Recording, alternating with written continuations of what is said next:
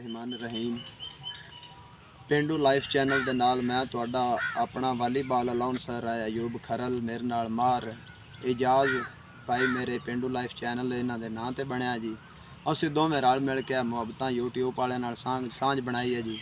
ते असीं आवाम नूं दसना चाहते हैं कि असीं भी मलंग इत्थे तुहाडे कोल आएंगे, कोई साड़ियां भी गल्लां कोई सुने उन्होंने पसंद आवन तो ठीक है, ना आवन तो मुड़ भी असीं सलाम करते हैं। मेरे मोहतरम असी कोई चार शेर भी बोल लेने आएंगे, कोई शहरों की शायरी जानते आएंगे, बाकी असी वालीबाल ते अनाउंसमेंट करते आएंगे। मैं तुहानू कोई चार गल्लां विच दसां, कोई चार एक शेर बोलसां ते इंशाअल्लाह तुहानू उम्मीद करते हैं भी मज़ा आउसी। पेंडू लाइफ चैनल है साडा जी। मार साहब बई गल्लां ते इन्हां ना कि साडे कोल लतीफे भी साए हुंदे ने, दुनिया एक करी हसा भी देने, खुश भी कर देने आएंगे ते शेर भी आएंगे। कई लोग आते हैं भी शेर फलाना बंदा बोलता है लख लख रुपये का। एक अलाउन सर आ गया तो वो जनाब ना रात मैं भी उसे मैच ते वो भी उसे मैच ते मुर्तज़ा भाई उस जनाब ना शेर 5-6 बोले। एक बारी आंदा है कि भाई जी आए मेरे जेड़े शेर ने ना ये लख लख रुपये देने, तुसी 500-500 भी नो देंदे।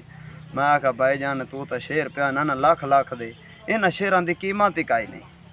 मारी जाज ये शेर ऐसे ने कि दुनिया नूं समझावन वास्ते भी हैं। कई इन्हां शेरां नूं लैके किदां ही टुर गए, कई किदां ही टुर गए। वो जिवें ना घोड़ियां दी दौड़ आई ना मार साहब, घोड़ियां दी दौड़ च एक बंदा मजनू जाके बैठा होया, बड़ा अपदे लू नवाब बन के कुर्सी ते, सारे असवार लैन च बैठे, उन्होंने कुर्सी नाल लभ गई, वो भी बह गया। उन्होंने पुछे, उन्हें सारे एक दूए आंदे ने मेरा घोड़ा है, दूआ आंदा है मेरा घोड़ा है, त्रीआ आंदा मेरा घोड़ा है। उन्होंने किसी पूछा भी तेरा घोड़ा केड़ा है, वो सारे तो एंड तो बैठा हो सके जेड़ा सारे तो अगे वो घोड़ा मेरा है गया हैं। गल ये भी असी जेड़ा भी अलाउन सारे नो आंदा भी मां ही आ गया, जेड़ा भी किसी काम चो आंदा मां ही आ गया। दुनिया ते भलो भली किसी बंदे वेखी नहीं। शायरी साडे वलियां कीती शायरी, असी तो एक दुनियावी जे बंदे आम जे इत्थे खाकी इन्हां शहरां नूं सुन के जेड़े इशा के चाह के नशे किते, नशे तो बाद 4 शेर लिखे जा। नशे वास्ते असी हर बंदे नूं रोक देंगे, नशा नहीं करना। नशा इंसान दा दुश्मन है गया।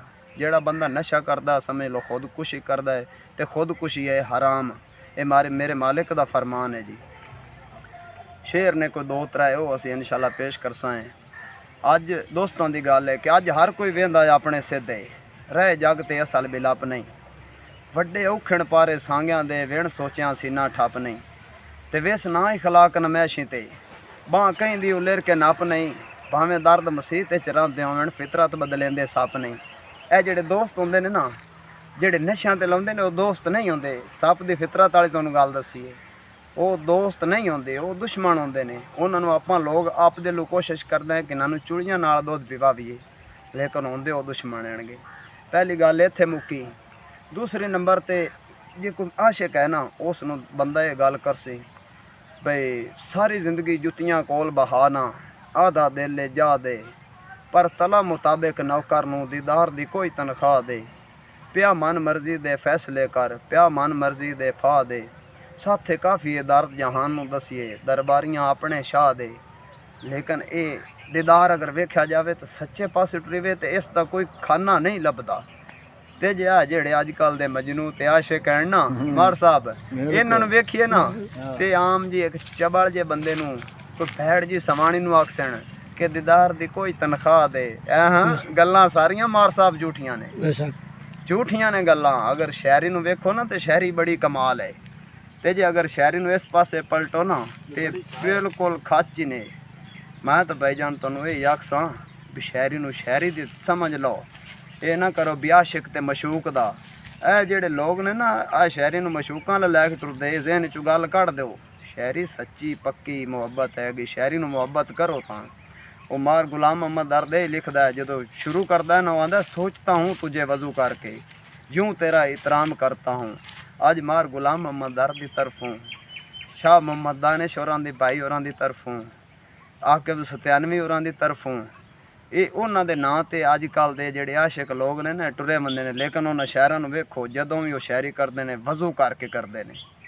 उन्हां दे नहीं मकसद हुंदा कि असीं अपनी मशूकां पिछे चले होएंगे, मशूकां पिछे कोई ना। वो सिर्फ रब नूं याद करते हैं। किते किड्डे किड्डे पाक सोहणे लिखे हुए हैं, किता लिखा है शाह मोहम्मद दानिश दा कि दौर हाजिर अजीबो गरीब आ गया है।